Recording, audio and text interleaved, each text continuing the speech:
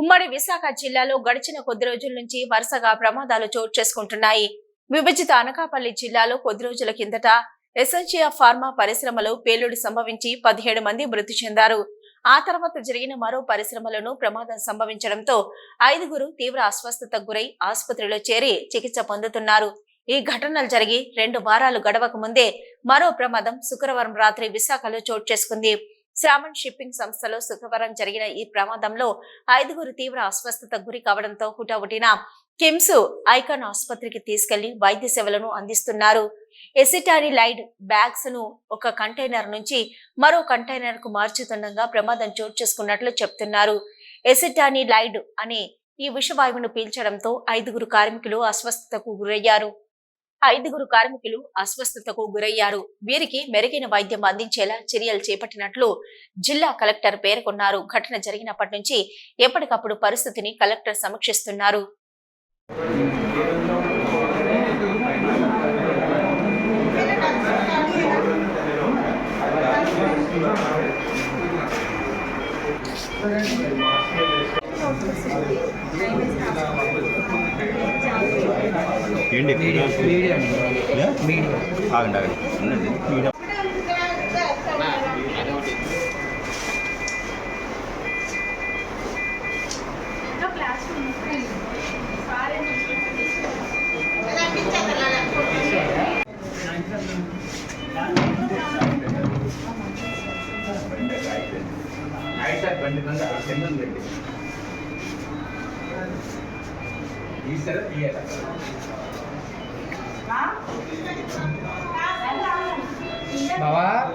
మీకు ఎప్పుడు తెలీదు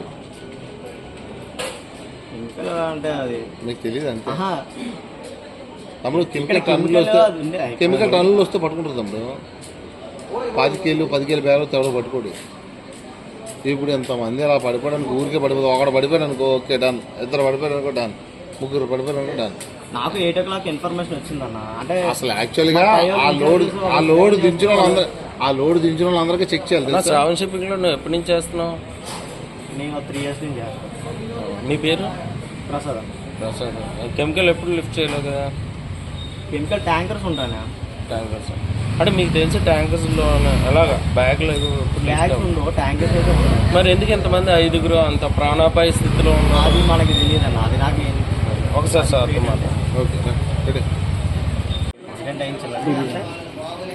అంటే మన దగ్గరలో ఉంటాం, అందరూ దూరంలో ఉంటారు, మేము దగ్గరలో ఉంటాం. ఈ ఇన్సిడెంట్ అనేది మన మునగల్లో జరిగింది సార్. నేను ఉండేది టూలో గంగవరంలో ఉంటాను. గంగవరం జరగగానే నాకు 8 o'clock ఫోన్ వచ్చింది సార్. అంటే ఇక్కడ నియరెస్ట్ హాస్పిటల్ అంటే మా ఇల్లు ఇక్కడ సార్. దగ్గరికి ఫోన్ చేస్తే ఒక చూడమ్మా ఏంటైందని చెప్తే నేను చూసాను సార్. అది ఇన్సిడెంట్ అంటే నాకు తెలీదు. వచ్చిన తర్వాత సూపర్వైజర్ ఉన్నారు సార్ ఇక్కడ. ఆ సూపర్వైజర్ వచ్చేసి మీరు ఇందాక కెమికల్ తాలూకు లిస్ట్ చూపించారు కదా మీ ఫోన్లోనే? కెమికల్ అవును, కెమికల్ సూపర్వైజర్ చూపించారు సార్. ఇస్తలేడు సార్. అది లీక్ అవ్వకూడదా? దాని వాసన పీలిస్తే మనుషులకి ఏమైనా అవుతుందా? యాక్చువల్ ఏంటంటే మేము ఆపరేషన్ ఏంటంటే హండ్రెడ్ కదా కాదు. కాకపోతే అంటే వీళ్ళు అంతా అయిపోయిన తర్వాత ఏంటంటే ఆ కంటైనర్ మామూలుగా అక్కడ సరౌండింగ్ లో నించోగానే వాళ్ళకి ఏంటంటే కొద్దిగా పీల్చిన అంటే కెమికల్ అంటున్నారు కదా, అది మనుషులతో చేయించవచ్చు. అది కాదు, మనుషులతో మామూలుగా అన్ని హ్యాండ్లింగ్ చేశారు. కాకపోతే ఏంటంటే వీళ్ళు అంత అయిపోయిన తర్వాత అక్కడ నించున్నారు అంతే. నించోగా పగిలిందా ఏదైనా? అసలు మీరు అక్కడ లేరు అంటున్నారు కదా, అంటే మనోడు చెప్పింది ఆ యూనిట్ మాత్రాన అంతమందికి అక్కడ అసలు లీడ్ చేయొచ్చు. అది మనకి లీడింగ్ పర్మిషన్ ఉందో చేయొచ్చు అని ఏదైతే కెమికల్ ఉందో బస్తాలు సార్. అది బ్యాగ్ అనుకోండి సార్. ఒక చిన్న ఇన్ఫర్మేషన్ అండి సార్, ఒక నిమిషం. అంటే దానికి సంబంధించిన సేఫ్టీ ప్రికాషన్స్ అనేది మీ దగ్గర ఉన్నాయా లేదా? ఉన్నప్పుడు ఎంతమందికి ఎందుకు ఎఫెక్ట్ అయ్యింది? ఇంతమందికి ఎందుకు ఎఫెక్ట్ అయ్యింది? వాళ్ళు వర్క్ అంతా అయిన తర్వాత ఏం చేశారంటే కంటైనర్ దగ్గర మాస్కులను తీసేసి అక్కడ సరౌండింగ్ లో నుంచున్నారు వెళ్ళిపోయేటప్పుడు పడుతుందని. ఇది చేయకుండానే వాళ్ళు మట్టుకు వాళ్ళకే వచ్చి ఆ పొజిషన్ అనేది మరి మీరు అన్నదానికి నేను సమాధానం తీసేసి వర్షం పడుతుందని అక్కడ అంటే వర్షం పడుతున్నందుకు అది వచ్చింది అంటారా వాళ్ళ పర్సన్ మీద? ఆగి వెంటనే ఏంటంటే ఒక కాన్షియస్ సార్, ఇది ఇంపోర్టెడ్ ఎక్స్పోర్టెడ్ అంటే బయట నుంచి వచ్చిందా? అంటే కాదు సార్, మీరున్నదే నేను చెప్తున్నాను. ఇప్పుడు ఫర్ ఎగ్జాంపుల్ చెప్తున్నాను, ఈ లిఫ్ట్ చేసిన బ్యాగ్ అయితే కూడా తెలియదు. అది అందుకనే మీరు ఒకసారి సరే అప్పుడు తీయండి సార్